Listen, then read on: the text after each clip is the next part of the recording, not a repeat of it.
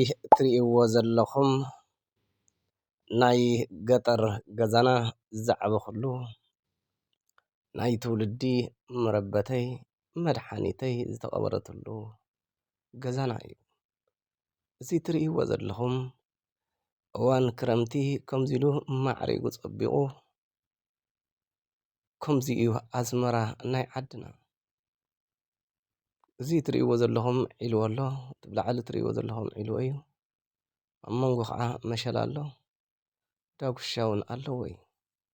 ስለዚ ኣብ ክረምቲ ግዜ ከምዚ ኢሉ ናብ ሓምለዋይ ሕብሪ ተቐይሩ ክትሪኦ ከለኻ ኣብ ገጠር ብጣዕሚ እዩ ደስ ዝብል።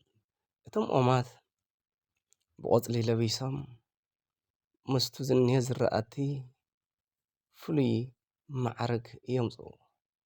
ስለዚ ገጠር ኣብ ክረምቲ ግዜ ክትሪኦ ከለኻ ብጣዕሚ ሰሓባይን ደስ በሃልን እዩ።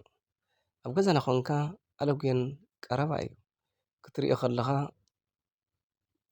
ከምዚ እትሪእዎ ዘለኹም ኣለጉየን ብርሑቕ ትረአ ዘላ ትመስል ግን ከባቢ 2 ሰዓትን ፈረቓን እዩ ዝወስድ። ስለዚ ኣብ ገጠር ዝዓበኹም ከባቢኹም ከመይ ተስታውሱ? ሕዚ ኣብ ስደት ዘለኹም ኣብ ዓዲ ኮንካ ምንም ኣይመስለካን። ኣብ ስደት ወፂኻ እቲ ዝነበርካዮ ሂወት ክትዝክር ከለኻ ግን ብጣዕሚ ኢኻ ትናፍቕ። ስለዚ እቲ ሕዚ እትሪእዎ ዘለኹም ሓምለዋይ ሕብሪ ለቢሱ ዘሎ ኣብ ክረምቲ ግዜ ቅድሚ 10 ዓመት ዝኸውን ዝተቐረፀ እዩ። እዛ እትሪእዋ ዘለኹም ገዛና እያ።